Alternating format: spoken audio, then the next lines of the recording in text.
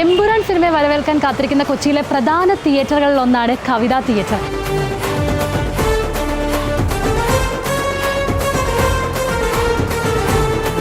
കവിത തിയേറ്ററും റെഡിയായിരിക്കുകയാണ്. ഇപ്പം ചുറ്റിലും നോക്കിക്കഴിഞ്ഞാൽ അറിയാം, തോരണങ്ങളായിട്ടും ലാലേട്ടൻ്റെ ഫ്ലെക്സ് ആയിട്ടും ആശംസാ വാചകങ്ങളൊക്കെ ആയിട്ട് തന്നെ കവിത തിയേറ്റർ റെഡിയായിരിക്കുകയാണ്. ആദ്യ ഷോയിൽ തന്നെ 1000 പേരെത്തും, അല്ലെങ്കിൽ ആദ്യ ദിവസത്തെ ഷോയിൽ 6500-ലധികം പേരെത്തുമെന്നതാണ് പ്രതീക്ഷ. അതുപോലെ തന്നെ കവിത തിയേറ്ററിൽ ഒരു സിനിമ വന്ന് അത് ഹിറ്റാകുവാണെങ്കിൽ MG റോഡ് കംപ്ലീറ്റ് ബ്ലോക്ക് ആകുമെന്ന് നമുക്കറിയാം. അപ്പം എമ്പുരാൻ സിനിമ ഇത്തവണ അങ്ങനെ ഒരു ബ്ലോക്ക് സൃഷ്ടിക്കുമോ? എൻ്റെ പിന്നിൽ കാണുന്നത് കവിത തിയേറ്ററിൻ്റെ ടിക്കറ്റ് കൗണ്ടറാണ്. ഇന്ന് ഈ ടിക്കറ്റ് കൗണ്ടർ പ്രവർത്തനരഹിതമാണ്. പണ്ട് നമ്മളെല്ലാവരും ഓടി വന്ന് ഇവിടുന്ന് ടിക്കറ്റ് എടുത്തൊരു കാലമുണ്ടായിരുന്നു. എന്നാൽ ഇന്ന് ഡിജിറ്റൽ പ്ലാറ്റ്ഫോമിലൂടെ ബുക്ക് മൈ ഷോയിലൂടെയൊക്കെ നമ്മൾ ടിക്കറ്റ് എടുത്ത് തുടങ്ങിയിരിക്കുകയാണ്. എമ്പുരാൻ സിനിമയ്ക്ക് വേണ്ടിയിട്ട് ഇപ്പം റെക്കോർഡ് രീതിയിലാണ് നമ്മുടെ ടിക്കറ്റ് എടുത്തിട്ടുള്ളതൊക്കെയാണ് നമ്മൾ കണക്കുകളൊക്കെ കാണുന്നത്. എന്നാൽ ഇപ്പോൾ കവിത തിയേറ്റർ ആണെങ്കിൽ പോലും നവീകരിച്ച് പുത്തൻ മോഡിയോടെ തന്നെ എമ്പുരാൻ സിനിമയ്ക്ക് വേണ്ടി ഒരുങ്ങിക്കഴിഞ്ഞിരിക്കുകയാണ്.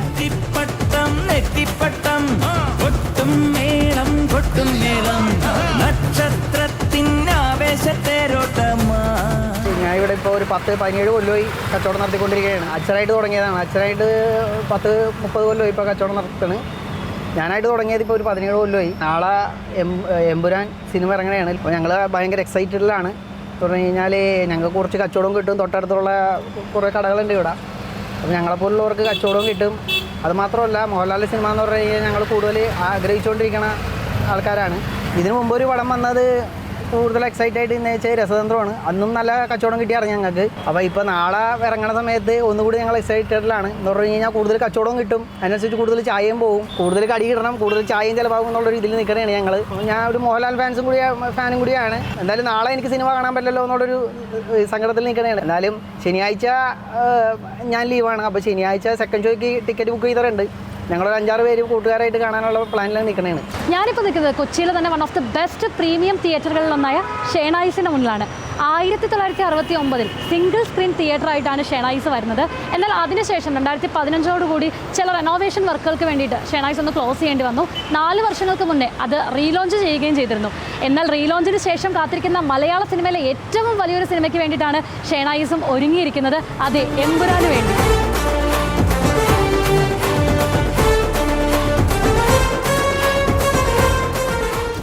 നമസ്കാരം, എൻ്റെ പേര് അഖിൽ. ഞാൻ ഷേണായിസ് തിയേറ്ററിലെ മാനേജറാണ്. നമ്മൾ ആക്ച്വലി ഈ കഴിഞ്ഞൊരു മാസം കുറച്ച് വളരെ വലിയൊരു ഡ്രോപ്പായിരുന്നു. നമ്മുടെ ഒരു മൂവീസ് എല്ലാം ഭയങ്കര ഡ്രോപ്പായിരുന്നു. ആൻഡ് ആഫ്റ്റർ ഫൈനലി നാളെ എമ്പുരാൻ റിലീസ് ചെയ്യാണ്. അതിന് വേണ്ടിയിട്ട് നമ്മൾ ആക്ച്വലി ഇപ്പോൾ ഒരു 2 days നമ്മൾ ക്ലോസ് ചെയ്തായിരുന്നു. കാരണം ഒരു മൂവി കാണുന്ന തിയേറ്ററിനെല്ലാം ബേസ് ചെയ്തിരിക്കും അതിൻ്റെ ഒരു എക്സ്പീരിയൻസും കാര്യങ്ങളെല്ലാം. മുമ്പ് ഒരിക്കലും ഒരു സിനിമയ്ക്ക് വേണ്ടിയും ചെയ്തിട്ടില്ലാത്ത മുന്നൊരുക്കങ്ങളുമായിട്ടാണ് ഷേണായിസ് ഇത്തവണ എമ്പുരാനെ കാത്തിരിക്കുന്നത്. നമ്മൾ ഈ ഒരു എമ്പുരാൻ എന്ന് പറയുന്ന ഒരു മൂവിക്ക് വേണ്ടി ഒരുപാട് നാളായിട്ട് കാത്തിരിക്കുകയായിരുന്നു. ലൂസിഫർ എന്ന് പറയുന്ന ഒരു മൂവി കണ്ടതിന് ശേഷം ഇത്രയും വർഷങ്ങൾക്ക് ശേഷമാണ് ഇതിൻ്റെ ഒരു സെക്കൻഡ് പാർട്ട് വരുന്നത്.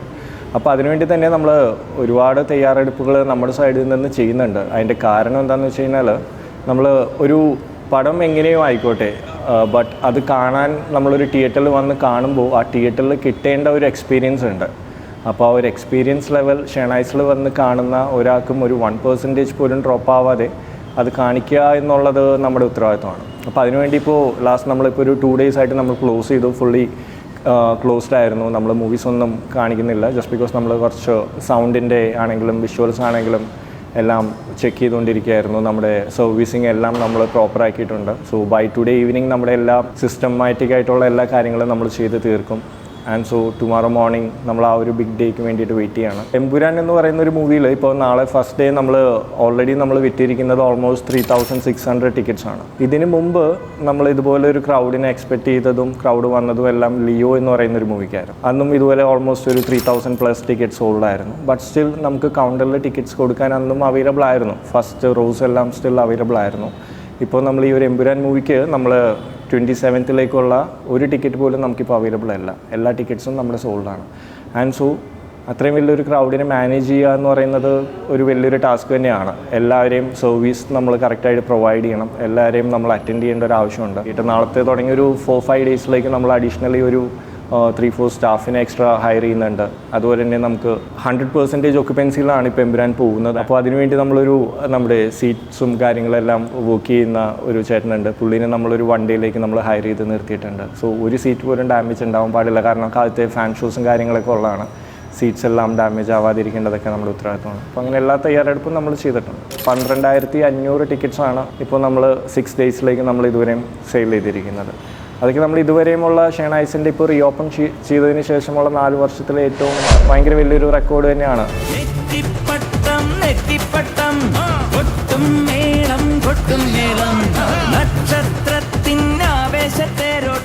എമ്പുരാൻ ക്രൂ ഉറ്റുനോക്കുന്ന കൊച്ചിയിലെ തിയേറ്ററാണ് സെൻട്രൽ സ്ക്വയർ മാളിലെ സിനിപോളിസ്. കാരണം കേരളത്തിൽ തന്നെ എമ്പുരാൻ്റെ ഏറ്റവും കൂടുതൽ ഷോ നടക്കുന്നത് ഈ ഒരു തിയേറ്ററിലാണ്.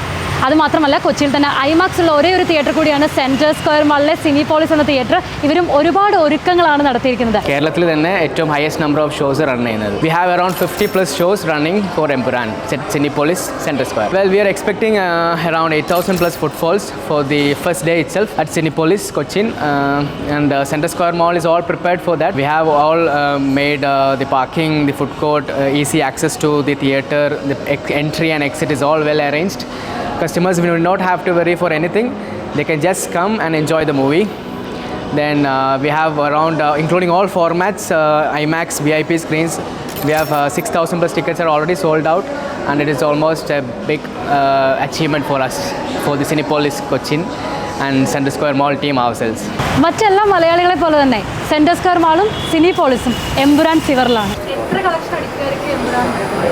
100 കോടി അടിക്കും. ഒരു ഏകദേശം 500 എന്തായാലും പ്രതീക്ഷിക്കാം. ട്രെയിലർ കണ്ടപ്പോൾ ഡ്രാഗൻ്റെ ഫോട്ടോ ഒക്കെ കണ്ടപ്പോഴത്തേക്കും ഇത് ആരാണെന്നുള്ളൊരു കുറച്ചും കൂടിയും ക്യൂരിയോസിറ്റിയാണ് എനിക്ക് വന്നേക്കുന്നത്. ഇനി അത് ഫഹദാണോ അമീർ ഖാനാണോ എന്നുള്ളൊരു ക്യൂരിയോസിറ്റി ഉണ്ട് ബാക്ക് കണ്ടപ്പോഴത്തേക്കും. അതെ അതെ, ഇല്ല ഒരു പേടിയില്ല. എന്നുവെച്ചാൽ പൃഥ്വിരാജിൻ്റെ പടമാണ് എന്തായാലും വിചാരിക്കും. എമ്പുരാൻ കാണാൻ മറ്റേ തിരിഞ്ഞ് കാണാൻ ഡ്രാഗൻ്റെ അത് ആരാണ് വന്നേന്നുള്ള ഒരു ഇതാണ് എക്സൈറ്റ്മെൻ്റ് നിൽക്കുന്നത്. പിന്നെ ലാലേട്ടൻ്റെ തിരിച്ചു വരവും ഭയങ്കര പ്രതീക്ഷിക്കുന്നു, ഭയങ്കര സെറ്റപ്പായിട്ട്.